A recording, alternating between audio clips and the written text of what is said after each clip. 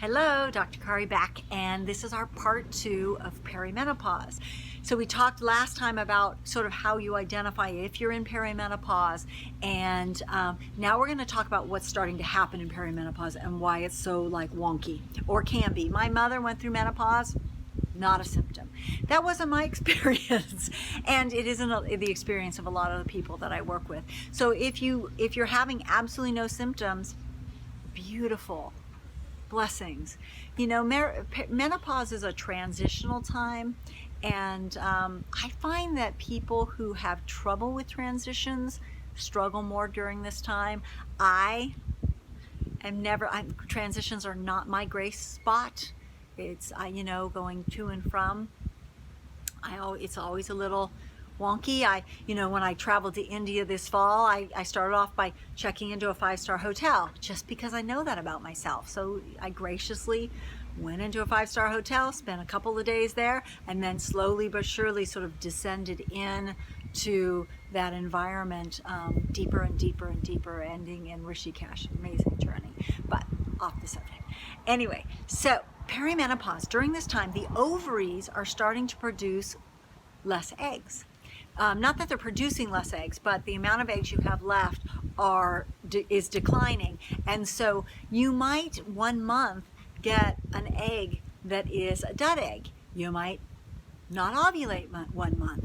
You might 1 month, end up with too much estrogen in your system, and you end up feeling bloated and your breasts are tender and all of those things. So a lot is changing during this time on a hormonal level. So if 1 month you don't ovulate, well, then you're not going to have the progesterone you need, and you might have symptoms. If 1 month you don't, you produce a dud egg that produces what's called a corpus luteum. That's what produces progesterone, which rules the second half of a woman's cycle. So remember, just a recap, estradiol is the estrogen that is dominant during our fertility years.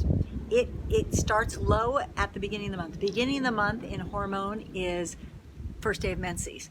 So it's low and it slowly goes up. It peaks, and when it peaks, ovulation happens, an egg is released, and then what's a corpus luteum is produced.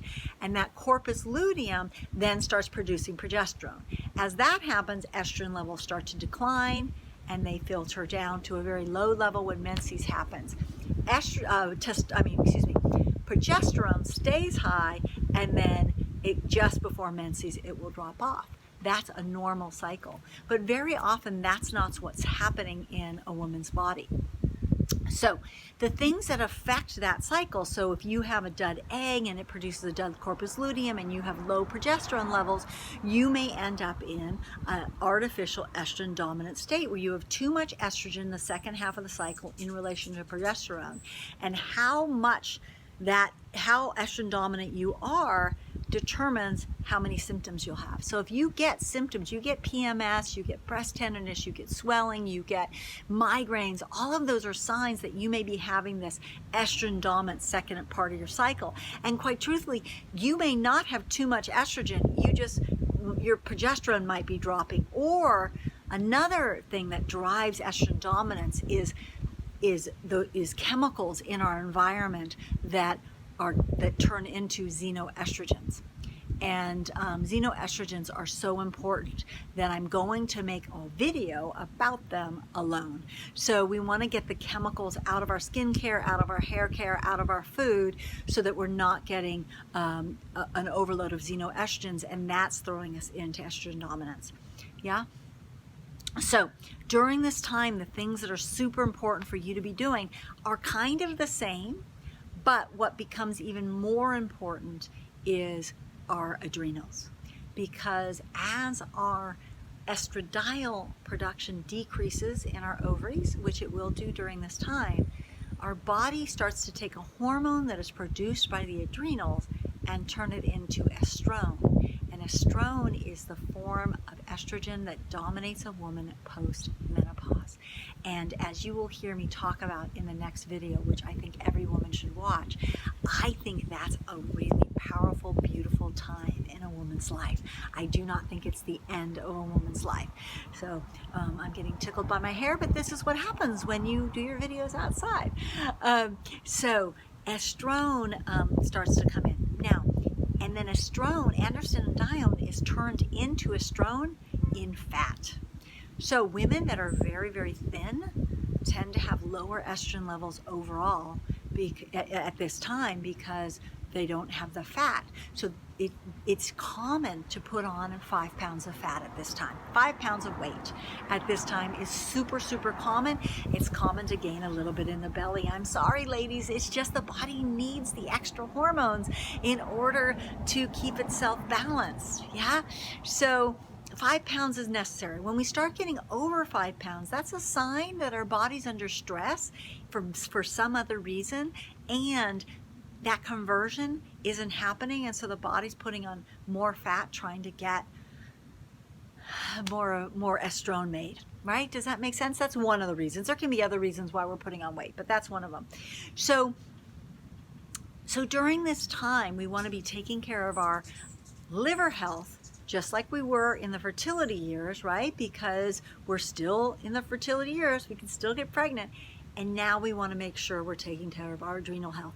We wanted to be taking care of our adrenal health all along, but really focusing on it now is super important so that that conversion can happen and we can have healthy estrone levels. And that's going to help us with the night sweats and all of that, the inflammation that can happen when we have low estrogen levels and things like that. I will talk more about that in the videos to come. So we're going to, so watch for, because we're going to be talking about xenoestrogens. We're going to be talking about, in one of my videos, and I actually don't know when that one in the series is going to get released.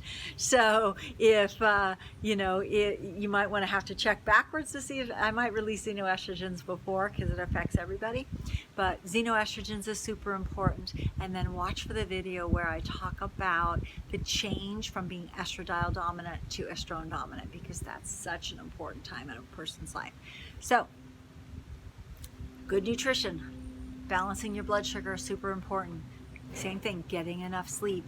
And then what becomes equally important at this time is getting the internal stressors that you're not aware of in your body identified and removed. And this is where working with somebody, if you're having a lot of symptoms, get yourself supported by somebody who knows how to identify these internal stressors and help you eliminate them.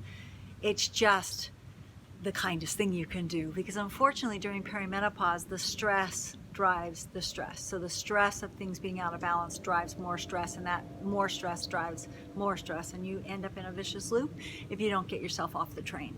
So get yourself some support through this time, and then do all the basics that you've already learned about, the exercise, the good eating, the balancing the blood sugar, and then look around your life and see where you can decrease your stress levels, because running around like a chicken with your head cut off will make you not be a very nice person, and suppressing emotions will make you not be a very nice person.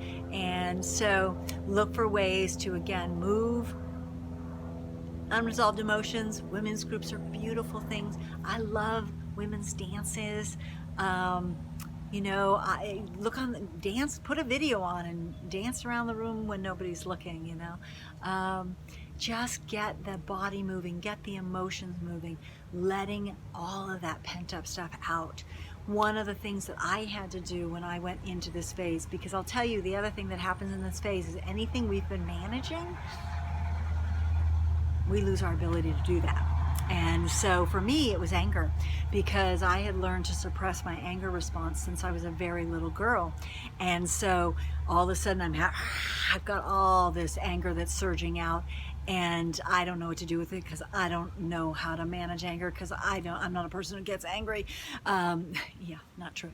But I didn't realize I did, because I'd been suppressing it so far. So I had to learn how to let anger out. And in some cases, it was just as simple as saying, wow, I'm really angry right now.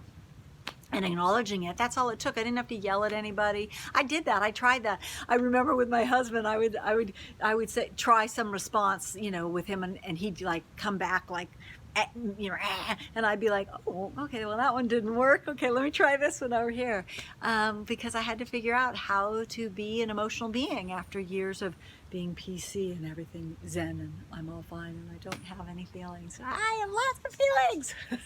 I'm an Aries. So for all you that think you're just going to be able to skate on through without dealing with those things that you've been suppressing for years, no. That's why in my practice we deal with not only the physical body, but we also deal with that stuff that we're suppressing, and we also look to bring you more out in the world so that you can be on full in the second half of your life. Yeah. Anyway, so watch for those next videos, and it's always a pleasure sharing with you.